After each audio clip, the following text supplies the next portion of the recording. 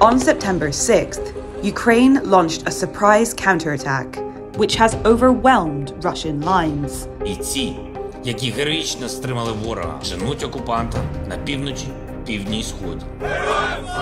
This is the most serious military defeat that Putin had faced in more than 20 years in power. Is a Ukrainian victory on the cards? And how much could this damage Putin's power in Russia?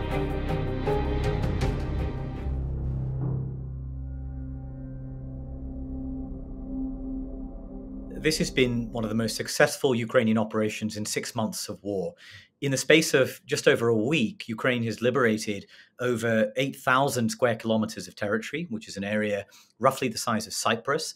There's the northeast around Kharkiv, has collapsed for the Russians in spectacular fashion this week. There's the eastern part of the front in Donbass, where the Russians have been attempting to make gains in Donetsk province without much success. And there's the south around Kherson and Zaporizhia, where the Ukrainians have been conducting another major counteroffensive over the past couple of weeks. So all in all, this is an incredibly successful offensive in military terms, and I think it is a humiliation for the Russian army in symbolic terms as well. The atmosphere in Kyiv, which is where I am at the moment, is actually very interesting. I mean, there is no euphoria about this this victory. I think there is obviously people are very pleased. They almost don't want to curse it.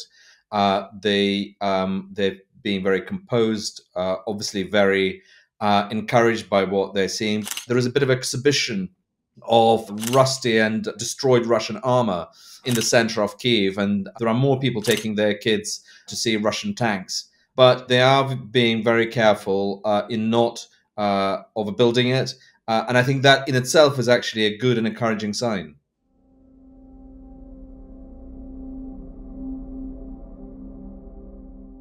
Arms supply to Ukraine over the past 6 months has been, in my opinion, the biggest, the most ambitious, the most intense flow of arms to any country in such a short period of time since the Second World War. And it's made a huge difference to these offensives. And I'd point to 3 different areas: weapons, ammunition, and intelligence.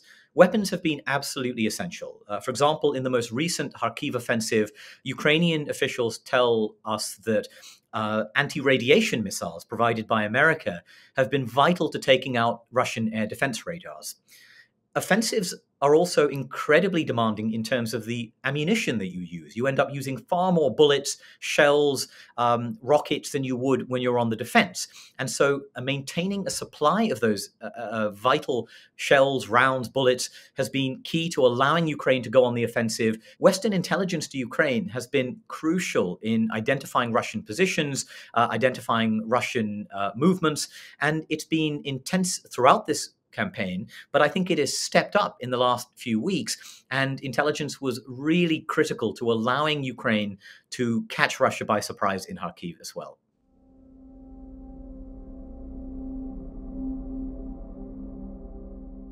The reaction from the Kremlin has been in some ways very typical. That is, when things are not going well, the Kremlin keeps actually silent. It wasn't covering it all together. There were reports of Russian retreat. They called it regrouping rather than running away from the enemy. Vladimir Putin himself tried to distance himself from any commentary or from the war itself. Vladimir Putin spent that day opening Ferris wheel in the exhibition center in the theme park that actually broke down very soon after he opened it. But even so, it's clear that the anger is building up, and the anger not just necessarily from the anti-war part of the population, from the liberals, because they really have been gagged and sort of, closed down and censored. But actually, very interesting, there is a lot of anger coming from the right-wing nationalists who are saying more radical war is needed. Russia should go further. Russia should escalate. And they're starting to blame Russian command. They're starting to blame corruption in the Russian armed forces. And this is not looking good for Putin.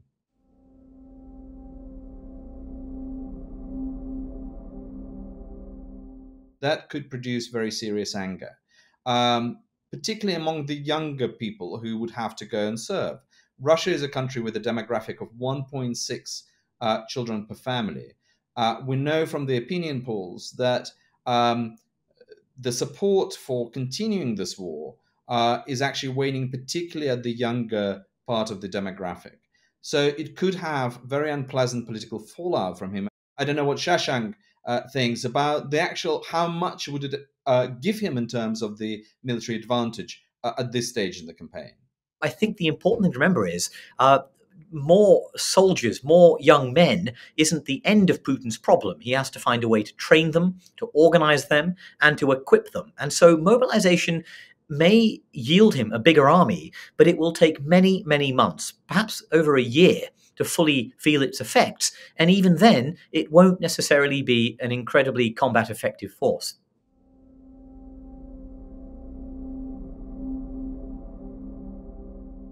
There have been constant concerns over potential nuclear escalation throughout this campaign. And in my opinion, those concerns have been somewhat over-egged or overrated. Yes, I think there is apprehension that if there is a sudden collapse of Russia's armies, and particularly if the Ukrainian army begins to threaten territory that Russia considers to be a sovereign part of Russia. But I think we're some way away from this at this point in time. And the risks of that course of action would be enormous, perhaps riskier than grinding out the current path.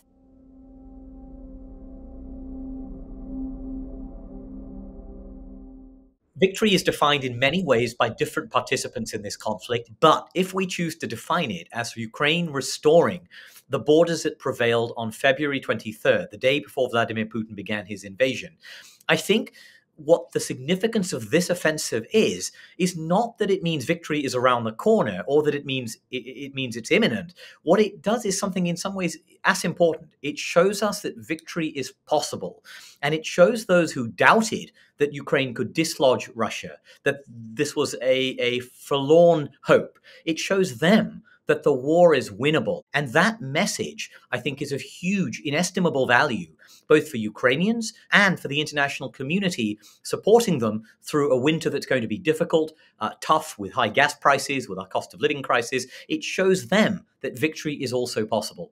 In pure military terms, I think Shashank is right. I think the retreat now, sort of beating Russians back to the 23rd of February lines, is absolutely possible. And I think the world sees this, and I think Ukraine sees it.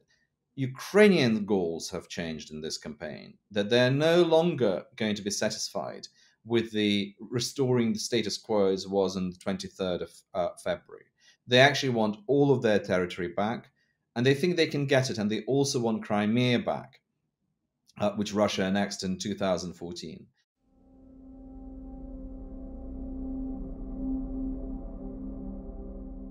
For Putin, losing this battle in the way that Ukraine defines it would be the end of his regime, would be the end of the political system. It could be the end of Russia as we know it at the moment.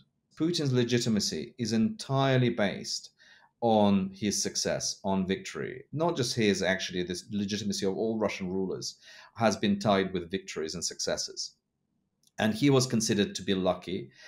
He was always considered to be victorious. So this is a big setback.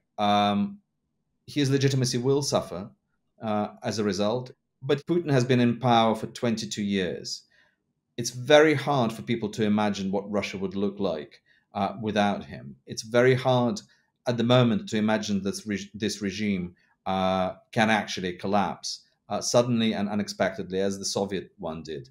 As one anthropologist wrote about the Soviet regime, everything was forever until it was no more. When that moment comes, we can't say, but surely this military defeat brings one step closer to that moment. To read more of our coverage on Ukraine, including pieces by me, by Arkady, and our fantastic colleagues in Ukraine, please click on the link. And don't forget to subscribe. Thank you very much for watching.